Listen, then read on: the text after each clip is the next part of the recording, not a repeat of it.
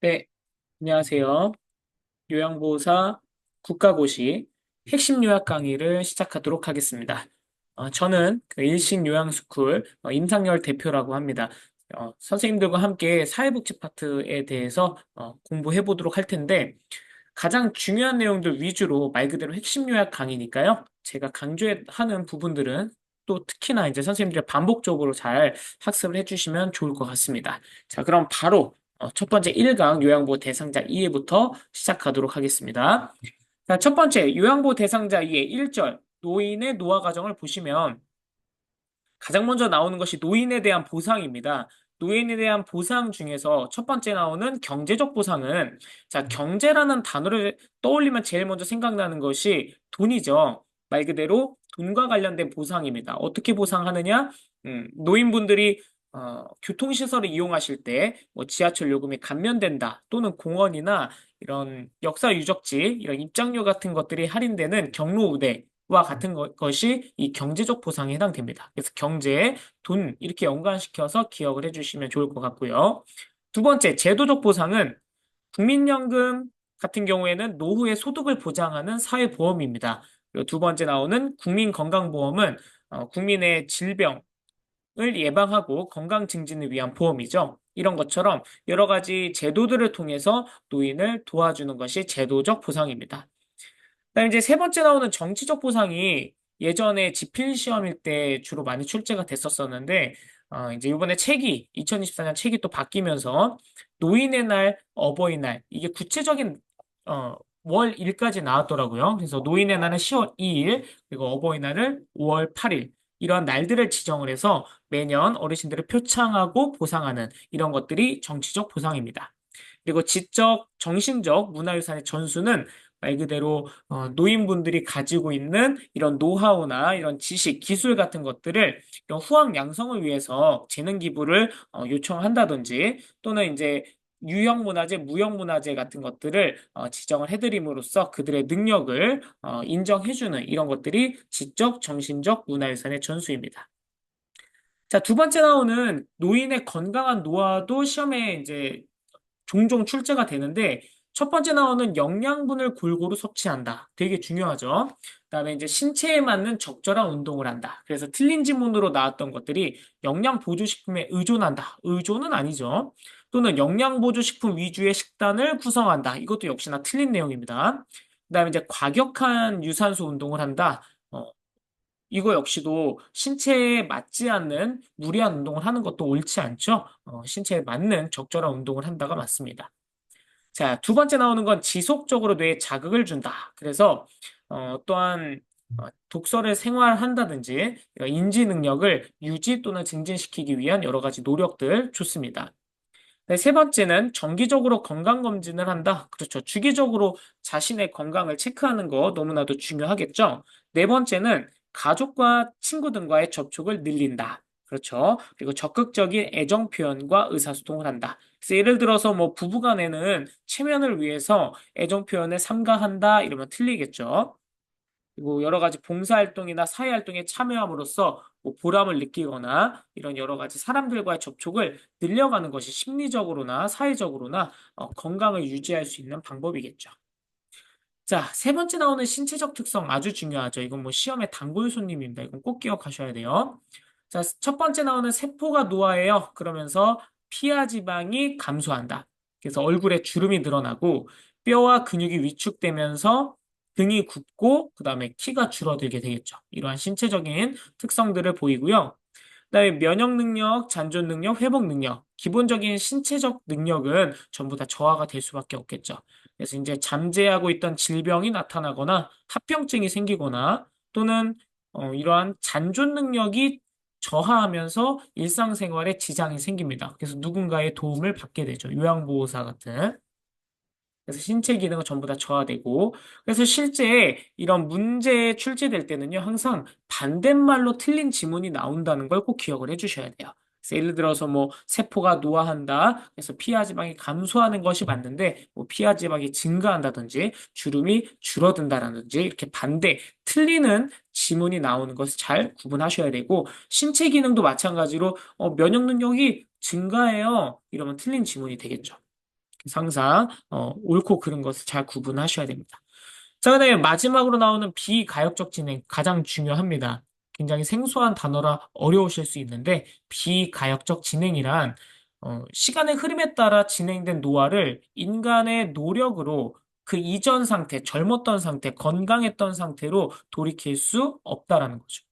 진행성 과정에 말 그대로 인간의 노력으로 외부의 힘으로 중단시키거나 원래 상태로 돌이킬 수 없다라는 게 비가역적 진행. 꼭 기억을 해주셔야 되고 반대말로는 가역적 진행이겠죠. 틀린 지문.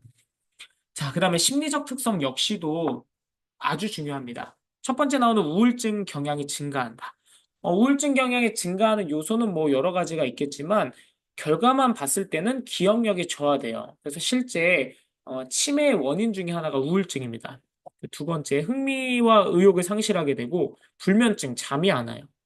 식욕 부진, 입맛도 없고요. 그러니까 체중 감소가 자연스럽게 일어날 것이고요. 그다음에 주변 사람들에게 적대적으로 대하거나 타인을 비난한다. 그래서 이것도 그냥 노인의 특성이에요. 뭐 누군가를 비난하거나 공격적인 성향, 항상 이렇게 뭐 트집을 잡으시거나 이런 것들도 그냥 노인의 심리적 특성, 우울증 경향 증가해서 나타나는 것이구나라고 우리가 어느 정도는 대상자에 대해서 이해해야 되겠죠. 두 번째 나오는 내향성이 증가한다라는 뜻은 사람들과의 접촉이 점차 나이가 들어갈수록 줄어들게 되겠죠. 그리고 자신감도 떨어져요. 그러니까 타인과의 만남도 기피하게 되고 줄어들게 돼요. 자연스럽게. 그럼 반대말로는 외향성은 감소하고요. 유대감 역시도 감소하게 됩니다. 자, 그 다음에 그 밑에 나오는 조심성이랑 경직성은 각각의 개념 자체를 잘 기억하셔야 돼요. 왜냐하면 이 개념을 물어보는 문제들이 출제될 가능성이 높습니다. 그래서 조심성은 말 그대로 매사 신중해지는 거, 그리고 결정하는데 오랜 시간이 걸린다. 이게 제일 중요하고요. 그 다음에 젊었을 때는 실패를 해도 괜찮아. 뭔가 배워가는 게 있으니까. 하지만 이제 나이가 들면 들수록 실패에 대한 두려움이 커지고 결과를 중시하게 돼요. 과정보다는. 그리고 자신감이 떨어지다 보니까, 그리고 신중해지다 보니까, A나 B나 어떠한 정답이나 답을 표현하는 게 어려워지고 중립적인 성향을 보입니다. 이것도 조심성의 어떠한 특징입니다. 그 다음에 경직성 역시도 경직이 무슨 뜻이에요? 경직 굳어 있는 거죠. 그러니까 융통성이 없어요. 고집불통. 내가 살아왔던 습관이나 태도를 유지하고 싶어 하는 겁니다. 바꾸는 게 아니라. 그다음에 새로운 변화나 도전을 당연히 그렇죠. 꺼려 하겠죠.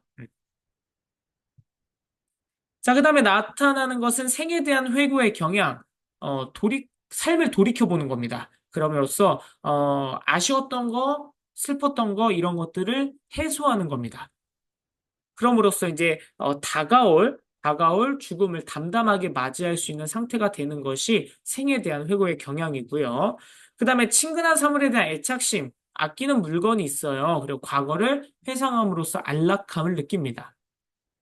유산을 남기려는 경향 역시도 누군가 내가 살아왔던 흔적이 남기고 싶어 해요. 그러니까 뭐 자녀를 잘 양육했다, 혈육 또는 내가 이만한 재산을 만들었다, 축적시켰다라는 그런 재산, 그다음에 뭐 업적, 내가 이러한 일들을 이루어냈다라는 것들을 통해 뭔가 결과를 남기고 싶어 합니다.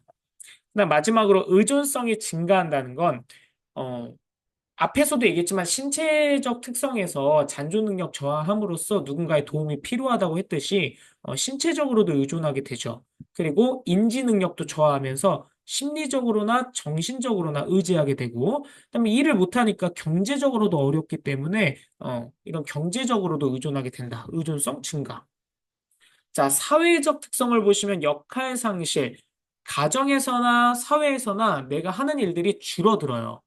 그다음에 경제적으로도 어렵고, 그다음에 유대감 상실되죠. 아까 내향성 증가에서도 얘기했지만, 그래서 사회적 관계가 확대되는 것이 아니라 축소됩니다. 만나는 사람, 모임, 활동 이런 것들이 점차 줄어들게 되죠. 이런 것들이 사회적 특성.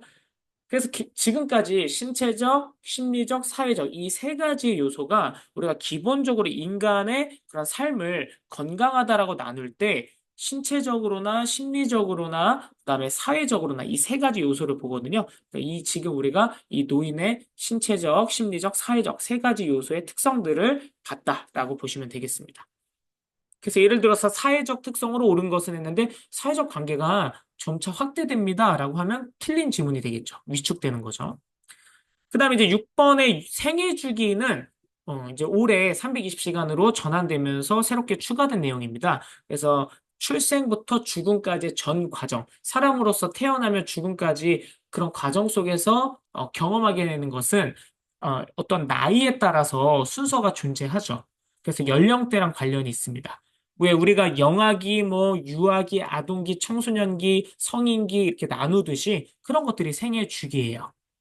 자, 그다음에 생애 주기에서 또 한 가지 책에 나오는 게 정체성의 위기라는 것이 있는데 정체성의 위기라는 것, 위기라는 단어는 뭔가 좀 부정적인 의미 같은데 사실 이 생애 주기에서 정체성의 위기는 항상 부정적인 의미는 아닙니다. 잘 기억을 해주세요. 오히려 잘 극복했을 때는 더욱더 성장할 수 있는 기회가 됩니다. 그래서 정체성의 위기는 항상 부정적인 의미는 아니라는 거. 자, 그 다음에 이제 통합과 절망은 노년기의 생애주기 특성입니다. 아까 우리 생애 그 해고의 경향이 있었죠? 거기에서도 응어리졌던 감정을 해소하면서 죽음 앞에 평온해진다. 긍정적으로 자신을 받아들이는 거예요. 그래서 어떻게 하면 내가 남은 생을 더 의미 있게 행복하게 살 수 있을까? 이게 이제 통합입니다. 근데 이제 절망은 반대말이죠. 나는 실패한 인생이야. 내가 그때 왜 그랬을까? 과거에 얽매이면서 죽음 앞에서 또 좌절하는 이런 경향이 절망입니다. 자, 그다음에 세 번째, 가족관계 변화를 보시면 노인 가구 형태가 변화합니다. 그죠? 기혼 자녀와의 동거가 줄어들게 되죠. 그러면서 어떻게 되나요? 그렇죠. 노인 가족만 늘어나게 돼요. 그러니까 노인 가족이란 노인 부부끼리만 사는 가족이나 아니면 노인 혼자서 사는 독거노인 가족을 의미합니다.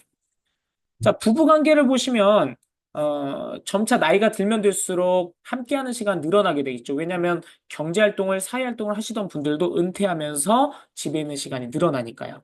그래서 동반자로 전환되고 그렇기 때문에 더욱더 애정 표현을 활발하게 하고 취미를 공유하는 등 이런 부부 간의 관계를 개선하는 것 또는 좋은 관계를 유지하는 것 필요하겠죠. 자, 부모 자녀 관계를 보시면 빈둥지 증후군과 수정 확대 가족을 잘 기억을 해 주셔야 됩니다.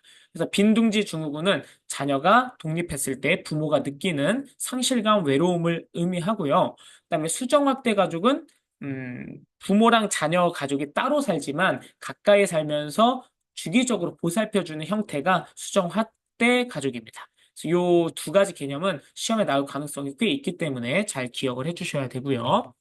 그다음에 이제 가족관계 변화, 고부 갈등, 장서 갈등을 보시면 가치관과 세대 차이로 인해서 그렇죠. 갈등이 존재하는데 이것을 해결하기 위해 서로 간에 어느 정도 이해가 필요하겠죠. 배려가 필요하겠죠. 그리고 또 노인도 여기 두 번째 줄 끝에 나오지만 너무 자녀 가족에 간섭하기보다는 독립적으로 살기 위해 노력하는 것이 모두가 행복한 길이다. 이런 내용들입니다. 자, 조부모랑 손자녀 관계에서도 요거 하나 꼭 기억해 주셔야 되는 게 첫 번째 줄에 노인의 애정은 손자녀의 긍정적인 자아 형성에 기여한다. 이 내용을 기억해 주셔야 돼요. 어, 자녀보다 손자녀가 더 이쁘다라는 말이 있잖아요. 그게 왜 그러냐면 그냥 무한한 사랑만 주면 되거든요. 얼마나 이쁘겠어요. 그러니까 그 사랑을 받고 자라는 손자녀에게 긍정적인 자아 형성에 기여한다. 이 노인들이요. 그다음 마지막으로 형제자매 관계는 예를 들어서 뭐 경쟁 관계를 유지한다 맞을까요? 틀리죠. 자주 틀린 질문으로 나오는 게 형제자매 관계는 경쟁 관계를 유지한다. 틀립니다. 경쟁 관계 어렸을 때는 경쟁할 수 있겠지만 이제 다 같이 나이가 들어서 이제 노인이 됐을 때는 서로 심리적 안정을 공유하면서 지지하는 도움을 주는 의지하는 이런 관계가 돼야 되겠죠. 자, 그래서 여기까지가 이제 대상자의 첫 번째 파트 강의고요. 이제 두 번째 파트에서는 노인 부양 해결 방안과 그다음에 대상자 중심 요양보 파트를 강의하도록 하겠습니다. 고생하셨고요. 감사합니다.